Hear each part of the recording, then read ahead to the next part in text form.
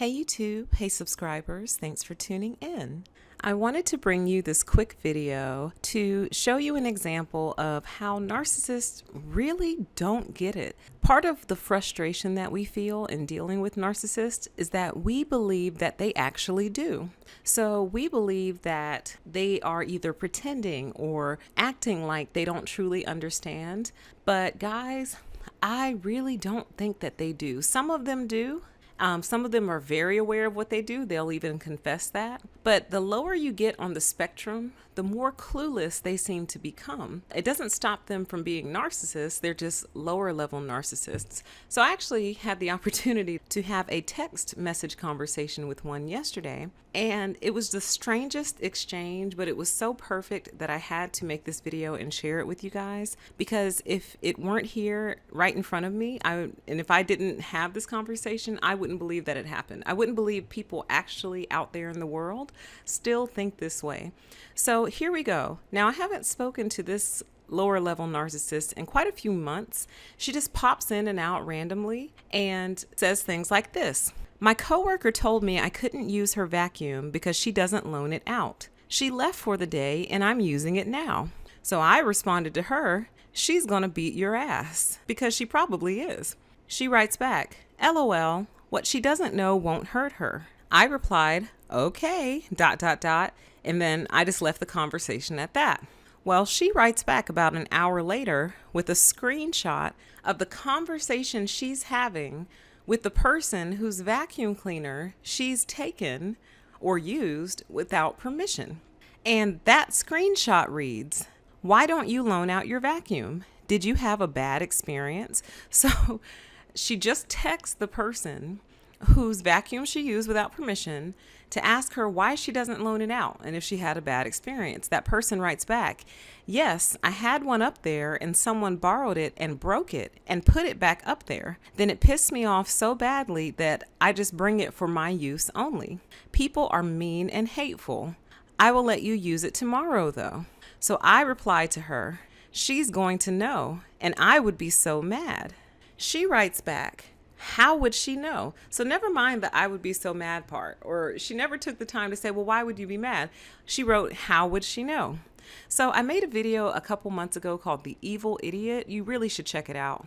I wrote back, people know their things. People know how they left them, how full or empty the bag was. She'll know, and especially since you asked about it. She replies with the scared-faced emoji. After she sends the scared-faced emoji, she follows that up with, well, she should have just let me use it, !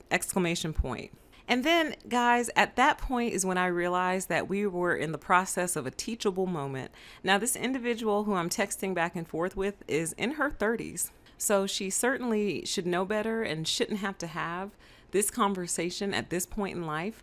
But the whole purpose of me doing this video and this channel is to let you all know that they are out here, they exist, and they're not scaling back. The disorder is at an all-time high and it's continuing to get worse. So again, she wrote, she should have just let me use it. Then I suddenly realized we're having a teachable moment.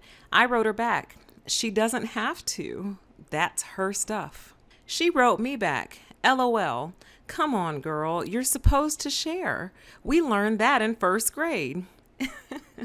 And I could go off on a whole tangent about that. And the saddest part about this whole conversation is that anybody else, well, first of all, anyone else that I know wouldn't take someone else's property and then brag about it. Feel the need to reach out and brag about what they did to someone else. Like, she felt bold and emboldened by her brazen act of basically stealing in a way. Even though she didn't steal the vacuum cleaner, you used it without her permission. Like, what if there is a special circumstance with that vacuum cleaner that if you don't push a certain button, it'll break? Who knows?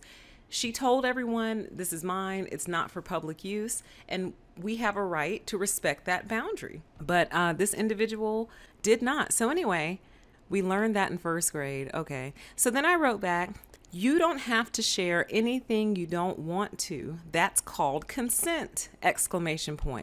Still yet, she writes back, okay, I didn't ask to use her car, just her vacuum cleaner. So you see, a narcissist has a tough time understanding the boundary lines. So to her, A vacuum cleaner is lower on the totem pole than, say, a car. But if you feel this level of entitlement with a vacuum cleaner, surely if you asked her to borrow her car, you would expect her to give it to you, because that's how deep this pathology goes. I wrote her back. It's still hers. And if someone broke her stuff in the past and put it back, she has every reason not to loan it out. The low-level narcissist writes back, well, now I can use it though. So I concluded the conversation with, it's probably in your best interest not to touch other people's things without their permission. You don't know how she feels about her stuff. People get in a lot of trouble doing that kind of stuff. And then the conversation just dropped off after that. So the whole point of this whole entire thing, the summary is, she wanted something, someone else said no.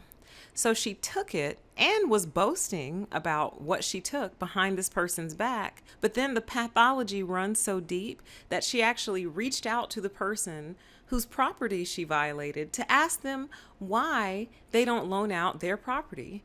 I'm actually surprised that the girl wrote back at all and gave her an explanation. I wouldn't have given her any explanation. And you may feel different ways about sharing and share alike, and that's fine.